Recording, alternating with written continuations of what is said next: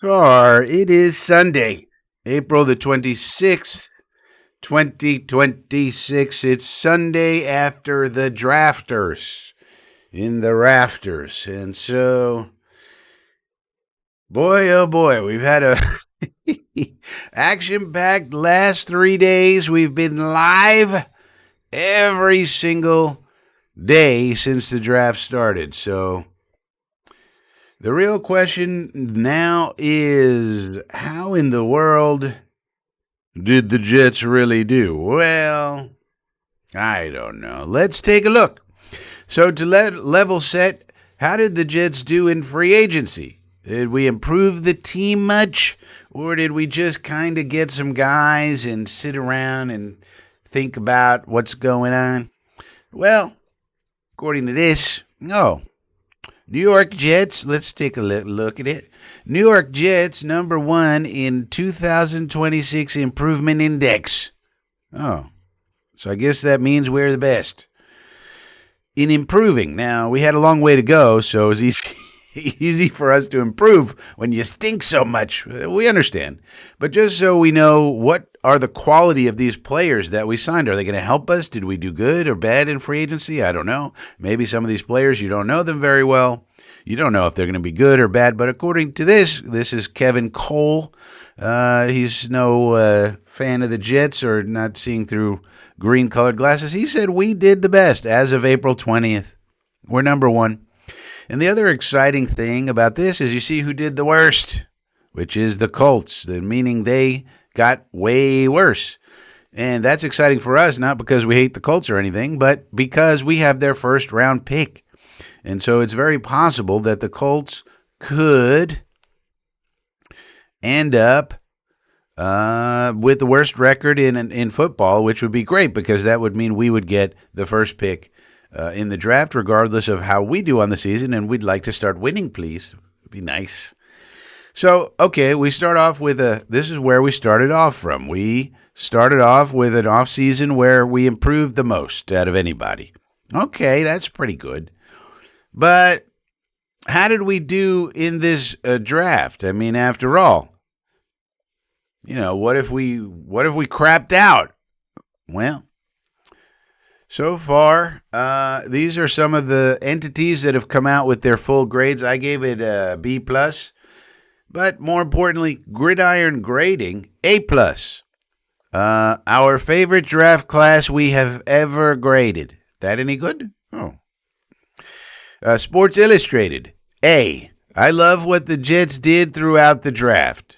Oh, that's pretty good. CBS Sports, B+. All right. USA Today, A+. A+. It felt like part one of a summer blockbuster, the highly anticipated draft sequel, generally and specifically to the NYJ, still a year away. Blah, blah, blah. But A+. Cleveland.com, A-. The Jets clearly chased adding winners to their team by taking 5 prospects who were in last season's college football playoff. Blah, blah, blah. ESPN, Mel Kiper, A-.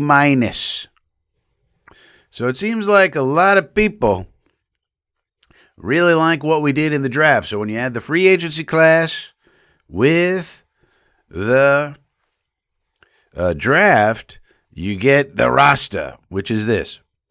So, as you can see here, they have their PFF grade next to them for all the people in orange. That's all the new draft picks. And you can see the roster's looking a lot better, though still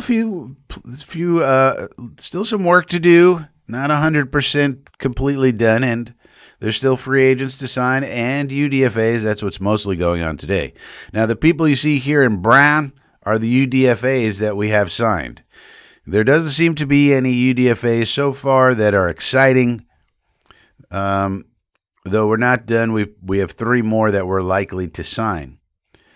The most exciting one, well, there's really 2. It's this Nathan Voorhees guy. He's an edge player from Ball State. and he's a Jet fan, so he's all excited about it. He had 11 sacks for the Ball Staters in the MAC, little MACtion going on. So can he translate that here? Who knows? But interesting guy anyway. He was super excited to get signed by the Jets. And then, of course, we signed Will Farron from BYU, the kicker. So now you have a three-way competition as of right now for the kickster. You got Cade York, you got Lenny Krieg, and you got Will Farron from BYU. So not bad. And anytime I'm putting VJ Payne as our starting strong safety. As of right now, who knows how it's going to play out really, but he has a chance anyway to start. Anytime you can get a starter, at least a potential starter with the 7th round pick, that's pretty good value right there. So, yeah, that's what's going on with that. And, if you want another view of the draft, here's Gridiron Grading saying, all right, in terms of value, the Jets had the 4th overall pick, overall draft ever that they've ever graded. In terms of value, they're 4th, but in terms of straight talent, they're number 1. This is ever, by the way, that they've ever graded. I think they've been doing 7 or 8 years worth. Jets 2026, number 1 in terms of total talent, points added. They have a point system, where they grade the players and then they just add up the scores. The higher, the better.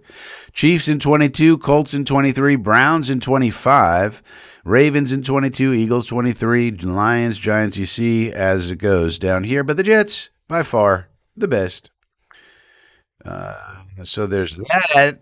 In case you were wondering, here's how they put it in terms of the players themselves. Number 1 talent rank, number 1 value rank in this draft, and number 4 all-time value, number 1 all-time talent, average age 22.2, average production 70.8, athleticism 82.8. So overall, out of these 8 picks, the only one you could really quibble with, of course, is the quarterback, which is why Jet fans are on edge, because people are not big fans of Cade Klubnik. But otherwise, if you just think of him as a backup, all right, we got a backup quarterback, no big deal. Maybe we traded up and we shouldn't have, whatever. But the 7 other players, if we look at it that way, are all going to be contributors, and that is really exciting. Even a guy like Inez Cooper is a really exciting pick for me just because of what he does, where if one of our guards or our center gets injured, he's coming in there, and what he does is he protects the quarterback. He's a big, strong, burly man, and he's not going to let the quarterback get hit. Now, he's not athletic. He's not going to run around. He's not going to do some of the things that Joe Tippmann can do and this and that, but he's a backup. And so when he goes in there to guard, so if one of our guards get injured, he goes in there, and Gino's going to be able to function. That's the important thing with that. And this is a 6th round pick. And what if Josh Myers gets injured? Well, then Tippmann slides over to center, and Inez Cooper goes into guard, and there we go. So even the 6th round pick, I like that. And like I said, VJ Payne may be a starter. Maybe just a rotational contributor. Not sure yet. We'll see how it plays out. Darrell Jackson's going to be a contributor on the D-line. D-line, of course, always rotates in and out, so he's going to play maybe 15, 20 snaps a game, and he's a big, giant monster who's going to beat you up. You're going to be seeing birdies floating over your head when you're done playing that, man. And then, of course, we got our starters, Pons, Cooper, Sadiq, Bailey. So no matter how you look at it, it's pretty good. Here's another way to look at it. Crushed it, Jets. We're far and away. Pretty good. Pretty good.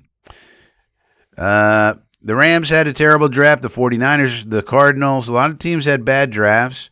Browns had a great one. Dolphins did really well. The Giants did pretty well. Eagles, once again, Howie Roseman continues to crush it in terms of transactions. The Bills did pretty good, according to this. So, You see the Bills here and the Dolphins. That's no good for us. We'd prefer them having terrible drafts, but oh well. So this is just another way to look at it. We're up here.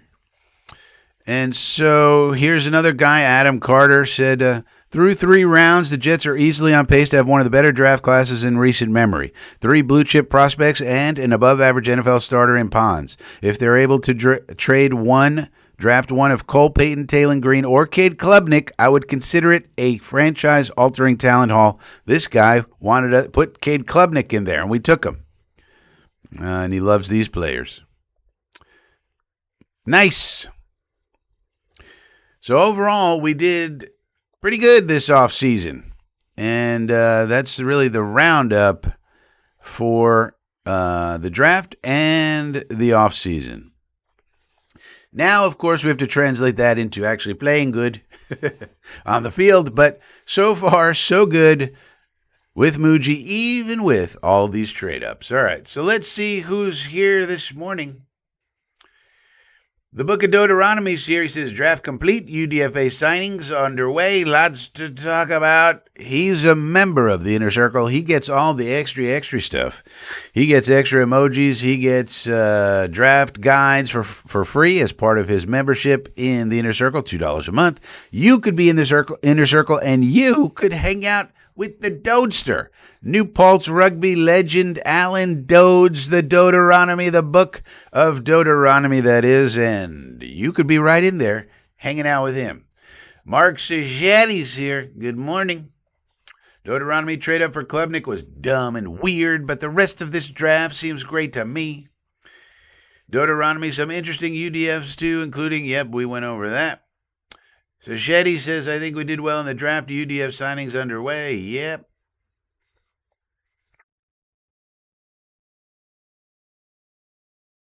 Phil the Jet Adams, were any of the UDFAs on the Frankie radar? No. No. There's one particular player who is probably being fought over, and it's a wide receiver. All these other guys went, Eric McAllister. Basically, every one of these dudes on this chart here got drafted, but Eric McAllister, let's pull him up, is the one guy probably everybody's watching. Now, there's no write-up here, but here's what he looks like. He's 6'4", 194. He has an injury, though, but it's not a major injury or anything, so he didn't get drafted, and I'm pretty sure teams are trying to sign this guy, including us, and it's probably a bidding war. And if the kid's smart, he should come to us. He's got the biggest chance to play eventually once he heals up, and that's what you should really be looking at. He's going to get a big bonus, no problem. Anybody looking to sign this kid is going to give him a big bonus. But so that's all equal. He should be looking at opportunity. We have the best opportunity, Mr. McAllister. Now, if we sign this kid, then our wide receiver room is looking a little bit better. So this is the one guy to keep your eye on. All the other UDFAs are probably almost certainly nothing. And then the kicker, he's part of the competition. So we'll see. It's basically let the best man win. Personally, I'm rooting for Leggy Lenny, but he's probably not the favorite.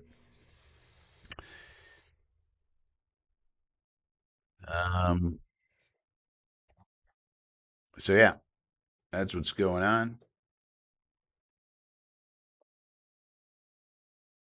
Super Bowl, here we come. Well, I do think, BBA, that we're going to be better than people think. Probably not the Super Bowl, of course, but I have been high on the team ever since the free agency period, and then we just had an A+ draft, according to most, at least A- something. We added a lot of talent, put it that way. And so, as long as Geno plays well, which I see no reason with this offensive line and the amount of weapons we have, because you could say we're short on wide receivers all you want, but nonetheless, we're going to probably play a lot of 12 personnel anyway, and Sadiq is kind of like a wide receiver. A thick one with big muscles. So Gino has plenty of weapons, and the O-line should be good to go. Again, all of this pending health. We got to avoid the injuries, of course, just like any team. But Gino should be able to play like he did in Seattle with this team around him. This is a much better team than he had around him in Vegas. Much, much, much better. So why can't Gino play like he did in Seattle, where he was throwing for 4,000 yards every year? Plus, at the two of his years, he was over 4,200 yards. So why can't he do that? And if he does that, what's the problem? The defense, with all this talent that we added to it over this year, we should be much better. Plus, we got rid of the dumb coaches who were screwing things up. We know that because the players told us that the players were fighting with the coaches. That's terrible.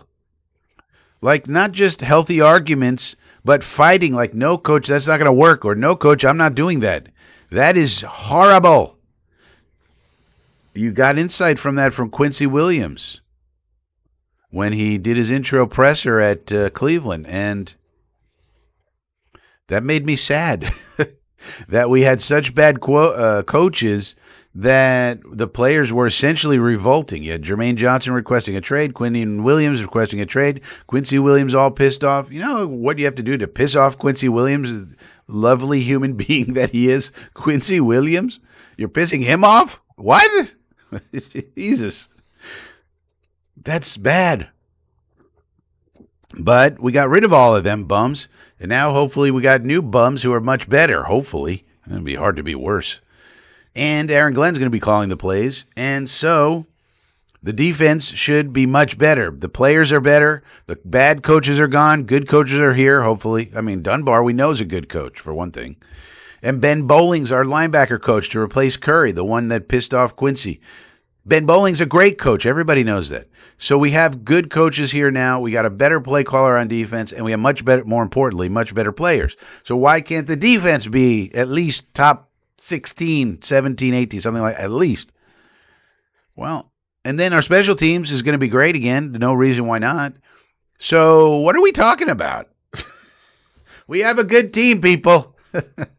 Now, are we going to go to the Super Bowl? No, probably not. But, I mean, I think it's better than people think. That's what I think.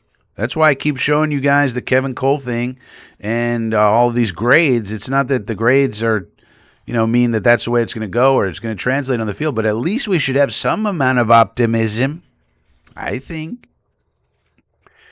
Hank is here. Eddie Hunt is here. This is the Coffee with Frankie. I didn't even say, this is Coffee with Frankie. Here's the coffee. I'm the Frankie. Man, it's been a caffeinated last few days. Joe Mike. Yes, we can nitpick some of the picks, but it's time to get to work. Actually, the only one you can really nitpick is Club Nick. And look, this is the other thing to think about with Club Nick. This is the guy that Frank Reich really wanted. I mean, I preferred Cole Payton myself, who was still available. I would have preferred Drew Aller, but he was gone by then. But Payton was still there. So, all right, that was my preference. I'm not the offensive coordinator. So let's just watch it. This is the guy we learned after from all the things that were said by everybody. We learned that Reich and, you have to presume, Moose Gravy and Muji were all on board with getting Klubnik. Now, not to be the franchise quarterback, but as someone they really liked to develop and see where it goes. Well, let's keep an eye on it. see if they're right or wrong, because it's very important that Frank Reich and Billy Moose Gravy and Muji know how to evaluate quarterbacks. This is something I wrote in my column for Substack, frankiefromflatbush.substack.com. Subscribe. It's free. It's awesome. And I wrote, and maybe I was a little too harsh because it was sort of soon after and I hadn't really fully digested it. But you have to hope that that crew of Brain Trust knows how to evaluate quarterbacks. And going off of the consensus, it didn't seem like they did a good job because Klubnik consensus was way out there. So, and they traded up to get a guy who was by consensus way farther down the board. So that doesn't look good. However, let's see. Let's not do the same old Jets thing. These are new guys that are here. Let's see. Maybe they're right. Let's give it a chance. Let's just say, all right, this was your guy, big boys. You went and got him. We basically gave up a good wide receiver to get this guy or something good because that other fourth round pick could have been something really good to help the roster. And we gave that up to get this guy. So let's see. Let's see what he becomes. Let's give it a chance. He did have a big 2024 season before having a down 25. They did say he was injured, but that's the thing they always say. This guy had a big time injury. Oh my goodness. Well, then why didn't he sit out? Why was he hurting the team? But anyways. And Clemson had a very disappointing season with not a lot of weapons, and the O-line wasn't great either. So you can make all the excuses for the quarterback with this guy. But he did have a nice 2024 season, and he was a five-star recruit, and he is athletic, and he does know how to deal with pressure. One thing you could say about a team that's offensive line is bad, the quarterback then learns how to deal with pressure, right? So he has had to do that. So there's some things to like if you want to squint your eyes, but I would just say, all right, this is the guy that Reich and Moose Gravy and Muji really wanted. All right, we went and got him. Okay, well, let's see what happens. If he turns out to be terrible, then that's horrible news for us because it means they have no idea what they're doing. And let's hope they know what the fuck they're doing. The other thing I said in the newsletter, well, even if they don't know what they're doing, maybe next year the pick will be so obvious because there's, let's say, 3 elite guys and we can get one of them and it's easy to choose between, say, 3 elite guys that are sitting there or something. Then it won't be one of these things where you got to figure out which one of these players in the mid rounds you really want, and there's a lot to consider and stuff. So I don't know, but maybe I was being too harsh. Maybe I wasn't being harsh enough. We don't know. But what we do know is the rest of the draft went pretty well. I would have liked to have more picks because I still think there's holes on the roster we could have addressed. But, and that's where trading up really gets you, is you're forfeiting the opportunity cost to get other players to help you out. Now, if Klubnik works out and he's fantastic, and then you go, well, okay, these guys know what they're talking about. Either a fantastic backup or, well, if he turns out to be a top-notch backup, I would say that'd be a home run. Like, top-notch backups are hard to come by. And if you get one who's young and can be on your team for 4 years at least, then that's a big, and you got him in the 4th round, then, hey, that's a big plus.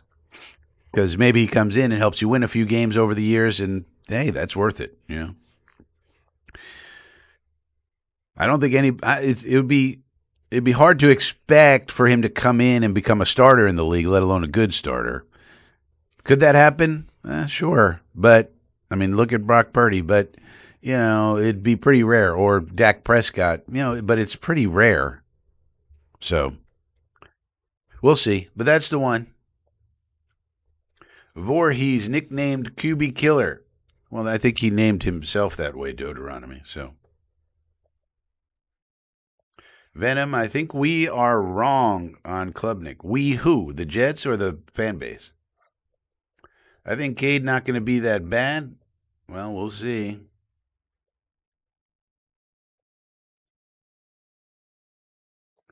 Daryl Jackson and N.A. School. Yep, exactly. Flatbush Dre is here. Good to see Dre. Duncan Lloyd, I'm not sold it was good in off season. Well, I'm trying to show you these are like, where's this? Jeez, there's a lot of comments here.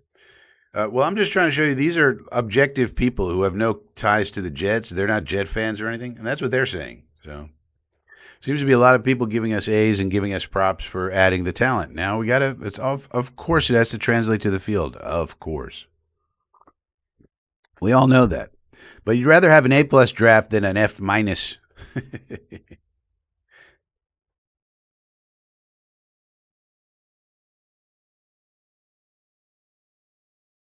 Yeah, Muji mentioned Klubnik was playing injured. at the beginning of the year, he said, so, but that's what they always say. Same thing for Nuss. If a guy doesn't play well, oh, he was injured.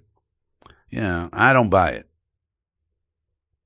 But it's also possibly true. I don't know. Hank G, too bad we didn't get Caden Barnett. Yeah, I don't know who that is. UDFAs. So far, we don't. There's nothing to write home about with these UDFAs. Here's the list. The only interesting guy, these guys, like this kid is a little 5'8" dude who can return punts and kicks and maybe be a slot receiver, 5'9" something. This kid is from Rutgers, I think. So there's nothing really here except this Nathan Voorhees kid is a maybe and is somebody who's excited to be here at the very least. And he did have 11 sacks for Ball State. Maction in the MAC. So, someone to keep an eye on. But is he going to make the roster? Probably not, no. So and then there's Will Farron, the kicker. So the guy who has the best chance to make it is the kicker, Will Farron. He could beat out Cade York and Lenny Krieg. But it's just because he's a kicker and he might kick the best. Who knows? These other guys, there's nothing exciting yet. We got a couple of running backs just in case we have injuries. These guys aren't going to threaten anybody in terms of making the roster. We didn't sign any quarterbacks, interestingly. All these other quarterbacks who didn't get drafted, they're all signing elsewhere. The Luke Altmaiers of the world. All of them. Except Diego Pavia, I think. Nobody even signed Diego Pavia as a UDFA, I don't think. I didn't see his name pop up, which is kind of interesting. He was a Heisman finalist, not even going to be a UDFA. Oof, that's rough. But we still have, as you can see here, we still have 3 slots left. So what I said earlier is there's going to be a bidding frenzy for this kid here, Eric McAllister. I was hoping we would get Malik Benson. But this kid here, Eric McAllister, he has an injury. I forget what it is, but it's not a long-term injury. But somehow he didn't get drafted. He's 6'4", big, tall, older prospect, 23. He doesn't have any testing scores or anything, and there's not even a write-up for him. But there is some film study, which I can't show you because the NCAA will claim their copyright stuff, and we'll get nasty gram from YouTube. But this is the kid probably that everybody's trying to sign. He hasn't signed yet as far as I know, and I think there's probably a bidding war on for him. He was thought of as like a 5th round, kind of a guy, and he didn't get drafted. And he does have an injury, so he may not be available right away, but it's the type of kid that you would want to sign as a UDFA, absolutely, even if you have to stash him on IR, and then he comes back whenever he comes back, and that would be a good value. So if we get the news that this kid signed with us, now we have a good UDFA class, because you can't expect much out of these UDFAs. We're only going to sign 9 or 10 of them. UDFAs have a hard time making the roster. Occasionally they do, but usually, of course, they don't. But between the kicker and then this kid, that would be something to look at. But who knows? He may want to go elsewhere. If I were him, and I'm sure the Jets are offering him the max bonus, whatever that is, usually in the 200,000, 300,000 range, the Jets should go all out for him. I mean, we still have, and he should look at it like, well, where do I have the best opportunity? Look at the Jets. There's only 3 wide receivers on the roster that are probably better than him. So if I were him, I would look at it and go, okay, there's where I got my opportunity. But you never know with these guys. They may want to stay close to home, so he went to TCU, for example. That's near the Dallas Cowboys. That's in Fort Worth over there. So you never know. They may want to do that. They may want to stay home. Sometimes these kids, they want to stay home. What are you going to do?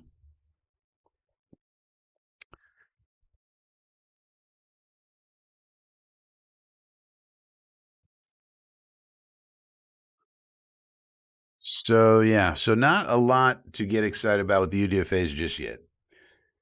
Joe Mike, I'm starting to warm up on the Kenyon Sadiq pick. We have never had a chess peak like him. Hopefully, we utilize him. Yeah, we're going to utilize him a lot. It's going to be 12 personnel. As I said in one of the videos, what this really allows you to do is you come out in 12 personnel, and the defense has to respond.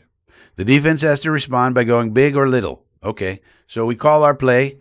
We come to the line of scrimmage. Gino looks out. Did they go big or little? If we have a run play called and they went little, then we keep it on and we run it up their ass because they got little cornerbacks trying to cover our people. If we have a pass play on and they went little, then we change it to a run play, audible, and vice versa. If they went big and we have a run play coming on, then we audible out of that and we throw it on their ass because this kid has 4.39 speed and can he runs like a wide receiver, hits like a freaking Mack truck, and jumps out of the gym. So the things you're able to do with him is almost infinite. It's like, and don't forget, people like to say it's the Frank Reich offense and this and that. Okay, yeah, but what about Seth Ryan? The Ben Johnson protege that everybody can't stop talking about, how creative he is. What about all those kids from Stanford? You think they're smart? That Frank Reich brought with him. Everybody forgets about these Stanford smarty pantses. What about them? Think they're going to come up with some creativity? I think so. So, yeah. You could say we're a little light in the wide receiver area, but Sadiq is kind of like a wide receiver. So, but I'd still like to add another one though. But Iowa Jets have Mo. I like the club get, and the way it happened doesn't bother me at all. That's the way it happens sometimes. All right. Yeah, we're going to get Brees done, hopefully. Garrett Wilson, Omar Cooper, Sadiq. That's pretty good offense. Well, why does everyone keep saying that? It's like people, well, I know why Joe Mike is saying it, because this is what everybody in the media is saying, so it just translates from the media into people's brains. But why does the media keep saying this? They're just overlooking Gino. I don't think you should overlook Gino. I'm going to stand 10 toes down on this one. Don't overlook Gino. He's good. He wasn't good last year because the team was horrible. Goodness gracious. And not to mention the mental health of Garrett Wilson if we have another terrible offense. And people like that, and Brees Hall. These people are going to be demanding trades. You want the offense to be good this year. And then you can still take your quarterback next year, no problem, but he might have to sit for a year. Fernando Mendoza, the most pro-ready guy, any guy that comes out next year is probably not going to be more pro-ready than Fernando. Even Arch, with all of the PR stuff that's going to be propping him up, he still needs to show massive improvement from what he was this year to be on the level of prospect. Well, that's hard to say, but to be on the level of pro-readiness that Nando is. And Fernando's probably starting on the bench. So you probably still need Gino next year. At least for some of the season, depending on how it goes. And it might be for the whole damn season. Because we might be winning. Imagine winning and then you have, I don't know, let's say it's CJ Carr. That would be my favorite, personally. And then you have CJ Carr in your back pocket and you're winning anyway and it's all good. What about that? Duncan Lloyd, we might not even be taking a quarterback in 2027.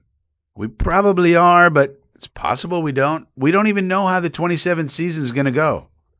I could poke holes in any of the quarterbacks that they're saying there's going to be this great quarterback class. I could poke holes in all of them, including Arch Manning. Arch Manning was 61% completion percentage this year. 6-1. That's not everything in quarterback play, but that's not good enough for college. That's not even good enough for the pros. That's terrible. He needs to improve a lot.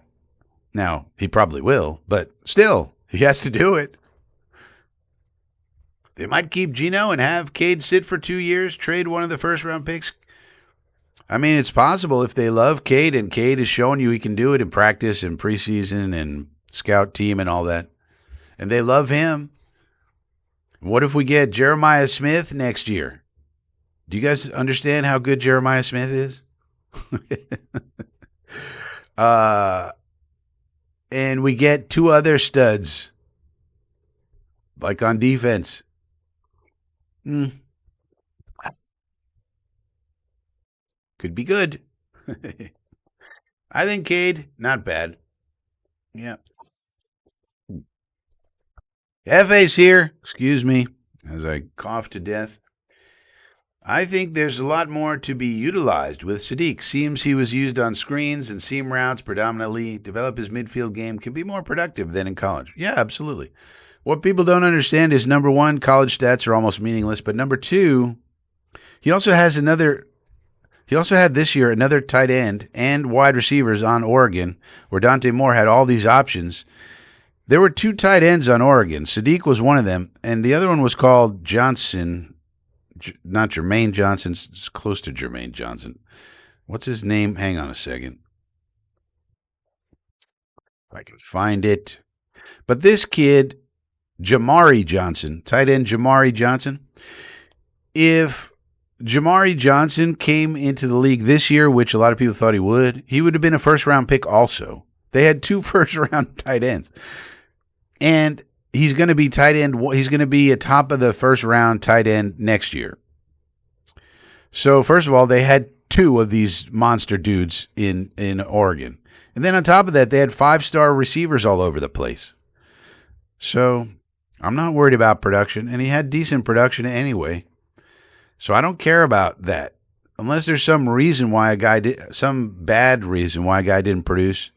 I don't care. There was a lot of options there. They didn't throw him the ball as much. They had to spread it around. So yeah. So I think, and we don't need him to be 1,000-yard receiver. If he gets, I mean, it's going to be interesting because how many yards does he get? How many does Mason get? So forth and so on. But, man, hopefully there's a lot of yards to go around. Hopefully. Deuteronomy, they did a great job. The board, playing up the board up to the Klubnik pick. They may have thought he was going to come off the board and didn't want to risk it. Yeah, I mean, obviously they were high on him. That's what I'm saying. They loved the kid. They wanted him. Now, maybe they had Aller higher, but Aller went off the board in the third round. So that was the one that they wanted, and that's what I'm saying. All right, you went up and got him. If he's a total bust, then that's not good. Yeah, but hopefully he isn't. Just End the Suffering is here.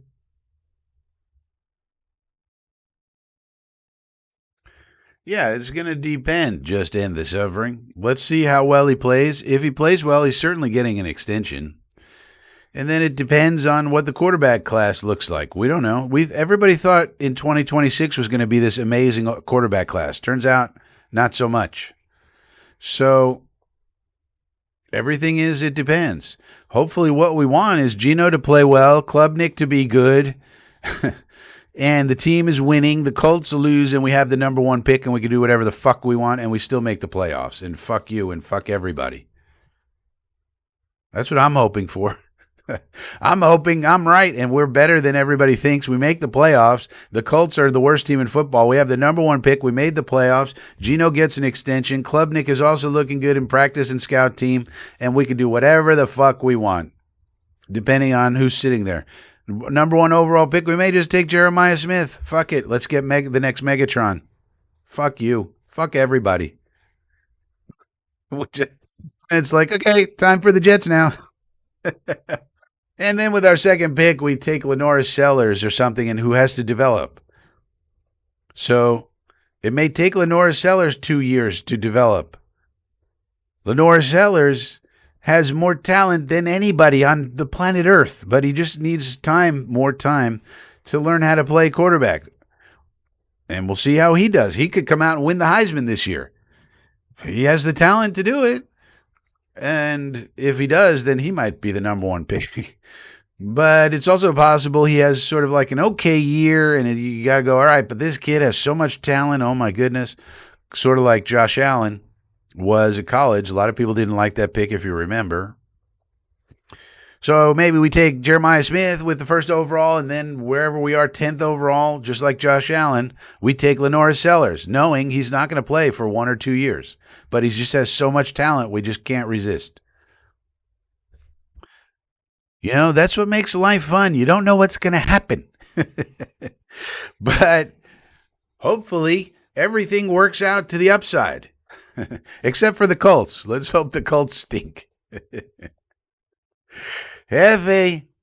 All of Clemson's players steeply declined. Must have been something with the program. Well, yeah, if you watch the games, I would advise people to watch football. It seems like an odd thing to say, but I would advise people to watch college football as well. It's fun. And by the way, on YouTube, if you just do a search for a game, you can usually find it. But right before this live stream, I was watching Clemson, South Carolina. That was one of the last games of the year. And they were playing each other, so I got to watch Klubnik and Lenoris. And, the problem with Clemson last year, they were supposed to win the ACC. They had all this talent. They were predicted to win the ACC. And then they went 1-3 to start the year. When you are supposed to be a good team in college football and you start the year 1-3, everybody writes you off. Your season's over. It's not like the NFL where you can come back from that. They did wind up with a winning season, but barely. And so they played better after that. But still, once you do that, everybody stops paying attention to you, including the scouting people and okay, Klubnik's out. I think a lot of people said, all right, this kid Klubnik, he's out. He's not going to win. He's not going to be in the Heisman or anything like that. So we got to start watching these other kids and so forth. Once that happens to you, people write you off. So that's what happened with him. Now, he played better and the team played better after that, but still not good enough. They had 6 losses, which is a lot for Clemson. Clemson should be a top team every year.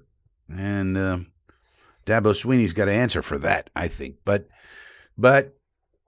yeah, they weren't good. They had no real receivers. Antonio Williams was the only one they had who was worth a damn. And their offensive line wasn't good. And all the excuses. You got all the excuses. They're all there. He's not going to beat out Geno now. Klubnik will be a solid backup. Maybe. Hopefully.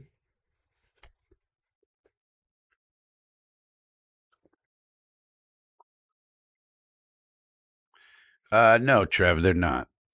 So Simpson, well, I don't know. They might be. Let's put it that way. I don't want to get into that.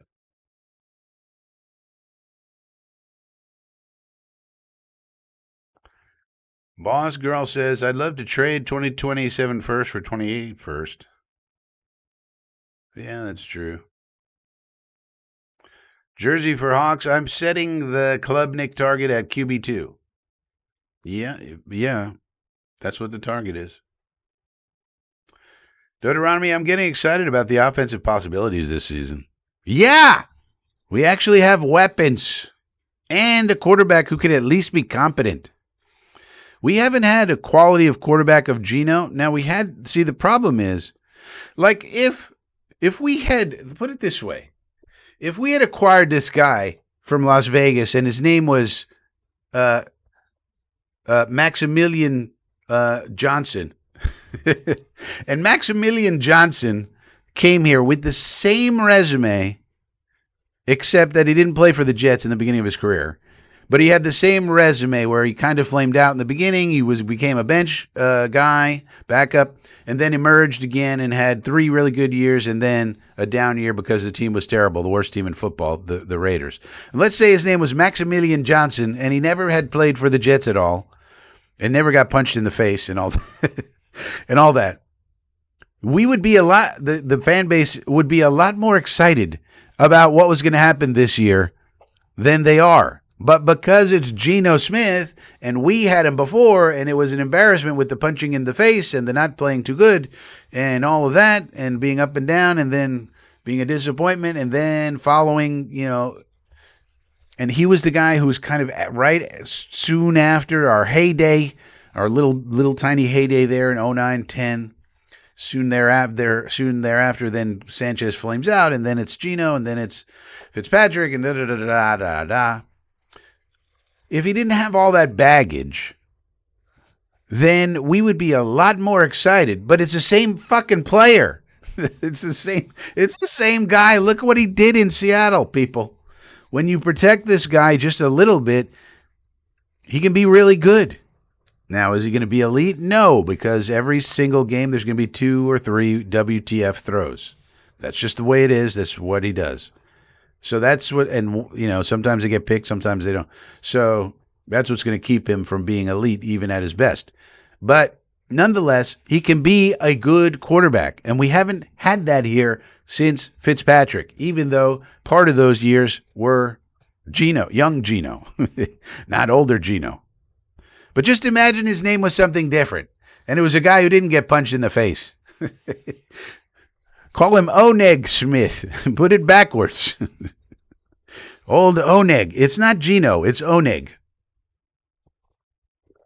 Totally different guy. Totally different. And he's going to put up 4,500 fucking yards and 30 touchdowns. You like it now? He's not named Geno anymore. It's Oneg, okay? It's 4,500 yards is 4,500 yards, no matter who it is.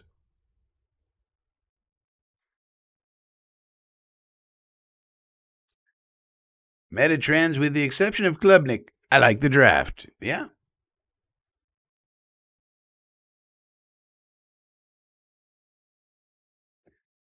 I think Pons will be given a chance at boundary. Yeah, this is kind of an interesting one. I kind of think he will be given a chance at boundary. He did play boundary. He played against, when they played Ohio State, guess who played up against Jeremiah Smith predominantly? D'Angelo Pons. Jeremiah Smith. By the way, high school teammates, Jeremiah Smith, D'Angelo Pons. And he held his own against Jeremiah Smith, the best wide receiver in football, probably, in college football, probably, if not one of the. So he did play against big receivers. He played against Denzel Boston. But I think he will be given a shot. But ultimately, like year one, like I think a good plan for him would be year one, he's in the slot. And if he handles that, and then you kind of mix him in a little bit on the outside, maybe in certain things.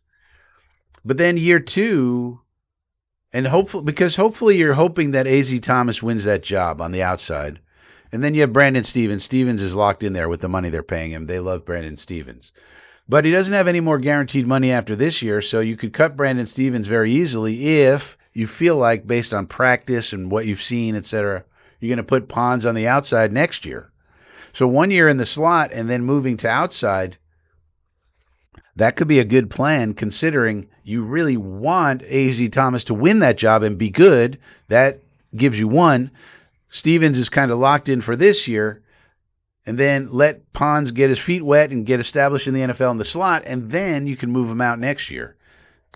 So I think that would be an optimal plan for him. But I think they're going to play him a bit in practice anyway on the outside, see how he does.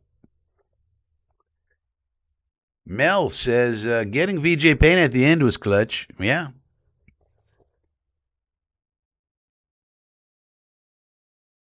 Seeing Ghost says, perhaps the Jets knew someone else wanted Klubnik in that round. That's possible. Just because another quarterback wasn't taken doesn't mean one of the ones didn't want Club. OCs wouldn't treat a development quarterback as a whatever rental car. Yeah, I mean, it's possible. Obviously, they did it for a reason. They got scared. And they really, really wanted Klubnik. I think it just tells you they really, really wanted Klubnik as the next guy on their board for quarterbacks. And yeah, maybe they thought somebody would grab him up. Obviously, you don't just make the trade to make it. So they really wanted him, number one. That's what it tells you. And number two, maybe they were worried someone would take him. So they did what they did. I didn't love it. I didn't think the value was there for the player, but they loved the player. And let's see, maybe he's better than we all think. Could happen. You never know. Joe Mike, we might have found some starters or at least roster contributors in the later rounds. That would be a nice change for once. Well, they're all going to be roster contributors. Who's not going to be a roster contributor? They're all, first of all, making the team. Sometimes the seventh rounders don't even make the team. VJ Payne's making this team. Inez Cooper is definitely a backup. And Inez Cooper, of course, will be involved in the, on the offensive line as far as like special teams or kicks and stuff like that. field goals, extra points. So he's going to contribute that way. And then he's going to be, like I said, the primary backup. If any one of our guards or the center, Myers, goes down, Inez Cooper's going right in the game. So that's important. And then, and then Daryl Jackson's gonna definitely be part of the rotation. So they did a really good job as far as all that goes. There's no duds in there. There's no other than Klubnik, which he's, as of right now, he's quarterback too. I mean, there's no doubt about it as of now, unless we sign Tyrod or Cooper Rush or somebody like that. So he's quarterback too, so that's a valuable position as well. So then they all have value. So Seeing Ghost. If OC wants a Civic, OC would not be happy with a Corolla. For Reich, it was Club. Yeah, that's what I'm saying. You look, this was his guy, so let's see what he does with him. I love the pics of Daryl Jackson and Inez Cooper, two huge human beings who can impose their will. Jets have been way too soft. Yeah, exactly. I think there's a max. Yeah, I think there is a max. Whatever the max is, the McAllister kid's going to get it. So we know that. So I think he's just choosing the opportunity for him. Gino looked pretty bad at times last year, though. Yeah, he had a horrible team. You would look bad with that offensive line and no receivers as well.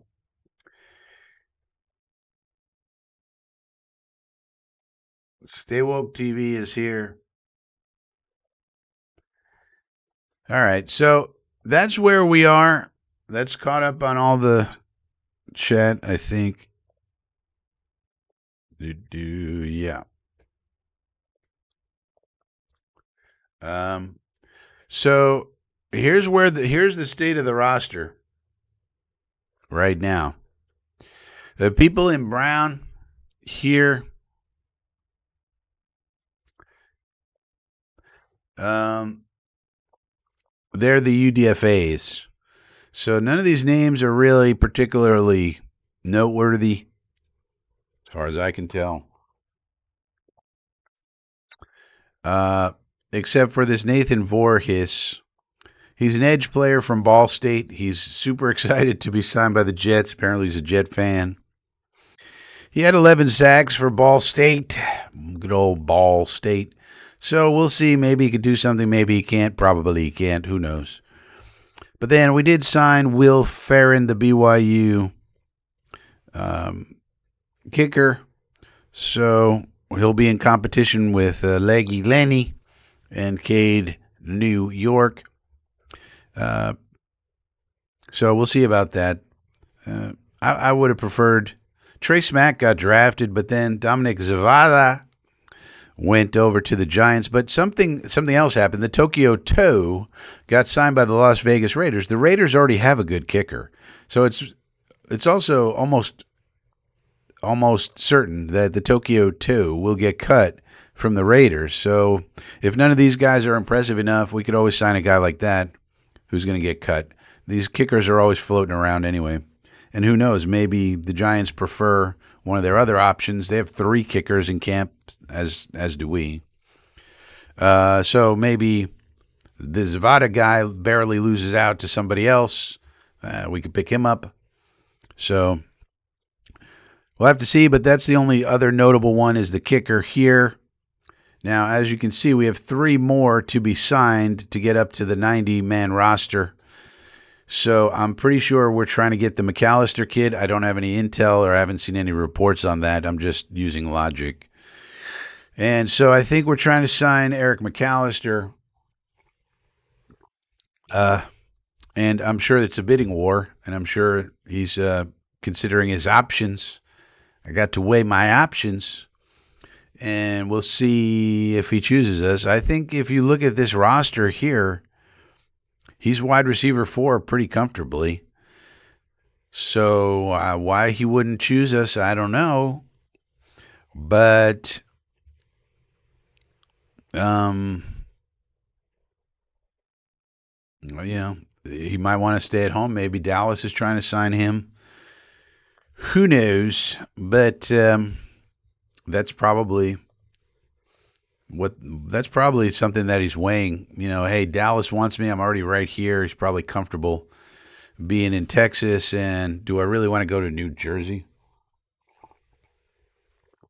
No. Uh, but his best opportunity is on this roster. I mean, he would get playing time once he gets healthy. So, yeah, what I'm going to also be doing, I'll probably put a video out on it this week, is taking a look at the blue chip analysis. If you remember, we did this analysis here of using the PFF grades, of course, which is not perfect, but you need something to do measurements on to measure the value of your roster. How many blue chippers do you have? How many red chippers do you have? And how many orange chippers? Orange is average or better. Red is the next tier, and then of course blue chippers, right? And we did this last year, and the Jets had the fewest, the least, and I said the Jets are coming in last place unless something miraculous happens because the roster just isn't good enough. Well, as of right now, they've improved to have the second best amount of talent. Now, there's different ways you could look at this. The Bills have the most blue chippers, for example, and so doesn't that outweigh the if you have a bunch of orange chippers, wouldn't you rather have more blue chip? Yeah. And doesn't it matter what position they play because having a blue chip fullback is not nearly as valuable as having a blue chip quarterback? I understand that. But it's a way to kind of just evaluate a roster in general to see, are you really lacking? Are you totally killing it? Or, can you be in the mix? And the idea with this is the Jets should totally be in the mix. I mean, there's no reason why not. And this right here does not take into account the draft class. So we're going to have to do an updated one with the draft class using the PFF grades from college, which again, it's PFF grades, it's college, so it's not going to be perfect. But what it will tell you is, do you have a roster that can be competitive? And the answer for the Jets is going to be yes. Because we added at least 3 blue chippers here, so we're going to go up to 7. I don't know how many the Bills and Patriots and so forth added. I have to, we got to take a look at it. And then we added a bunch of red chippers and then orange. Everybody we drafted was an orange chipper or better using their last year of college PFF grade. So we're going to get 8 of those, so we're going to be up to 31. So we'll see how these other teams have done. I don't think the Patriots had a particularly strong draft. They did have a nice top of the draft, so maybe that's all they really needed. And the same thing with the Bills. The Dolphins had a lot of mid-round picks, so it'll be easy for them to kind of improve the middle of their roster sort of thing. So we'll see how it all plays out. But this is really something that tells you whether you should be competitive or not. And the answer is, yeah, we should be. You got to have, it's based on the theory that Bucky Brooks came up with, which is you need 8 to 10 blue chippers to be in contention for the Super Bowl. So if you were a Bills fan, and unless you added some blue chippers in the draft, you should be worried because you're supposed to be going for the Super Bowl and you only got 6. Now, one of them is Josh Allen, so that raises the bar, but still, if you're supposed to be, that's a little light. 8 to 12 you're supposed to have, and the Bills have 6. They're supposed to be going for the Super Bowl. They're in their Super Bowl window for sure. Now, the other flaw here is the Patriots had perhaps the easiest schedule in the history of NFL scheduling last year, and so their grades from last year may be a little inflated. There may be a bunch of regression going on with the Patriots. So we understand it's not a perfect system. No system is perfect. But, nonetheless, by taking a look at this, you can see if you have a totally deficient roster like we did last year, and that was bad. So now we just need to update this with the draft picks, and so we will. And as you can see here, we got a bunch of guys with really good grades. Omar Cooper, 87.8, blue chipper. Sadiq, 73.8, red chipper. David Bailey, 92.4, super blue chipper. Even D'Angelo Pons, 88.8, blue chipper. VJ Payne, red chipper with a 7th-round pick. Darrell Jackson, 74.4, red chipper, 5th-round pick. Cade Klubnik, 4th-round pick, 78.9, red chipper. Even Inez Cooper, one of our last picks, 6th-round pick, just missed being a red chipper, 69.9. So he's going to be an orange chipper. So they're all orange chippers or better. So that's good. That's one of the reasons that, and the grades are based on people watching the games, of course, and you could argue about the grading, of course. But it is based on watching the games at least. It's not some statistical analysis, And that's that's the grades that they got. And even a guy like Inez Cooper, shoot, man, 6th-round pick. And he's going to be a backup? All right. Darrell Jackson, 74.4. He's one of our rotational. All right. VJ Payne could be a starting strong safety. So for those who don't know VJ Payne, he used to be a linebacker. So that's why I got him at strong safety. Now, I don't know if it's going to play out that way. We'll have to see. But if Pons plays the nickel, AZ wins this job. Brandon Stevens at the other one. Minka can play his natural position, which is free. And then VJ Max Payne can bring the pain with his former linebacker background and skills, and he is a big hitter. And he can play down in the box. That's the way I'm kind of looking at it. Then Belton and Moore can be backups, which is really what they should be and are. And Andre Sisco can maybe make the team and maybe not. But still, to get a red chip player with their 7th-round pick, I mean, geez. That's pretty good. That's why people are saying this is one of the all-time great drafts. So, that's pretty good. All right. So, last call for questions, comments, complaints. Otherwise, we'll keep it short today. It's been a long 4 days, as you can imagine.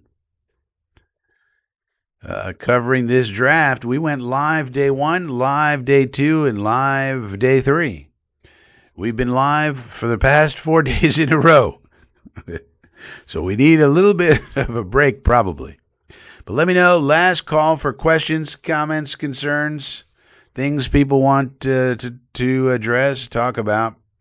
Otherwise, if the chat is silencio, then we'll just call it for the day. One thing I would say, you might want to check out my Substack, Frankie from Flatbush.substack.com. Lots of stuff coming out on this Substack. As you can see, we just put out something grading the Jets 2026 class. I gave it overall grade B+. Maybe I was a little too harsh on it. Maybe. But we have articles coming out here all the time. This one's about Darren Muji. This one's about the people grading the drafts and doing predictions. This one's about David Onyemata.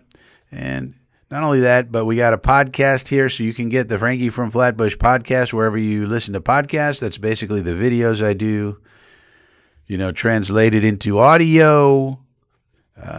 So there's video, there's audio on here. Chemtrails is what we call it. Frankie from Flatbush.substack.com. And with that being said, if you're new here, please subscribe to the channel. And give it a thumbs up as you head out. And feel free to join the Inner Circle where you get extra items. $2 a month can get you all the extra items, draft guides, everything you need. And with that being said, I'll see you.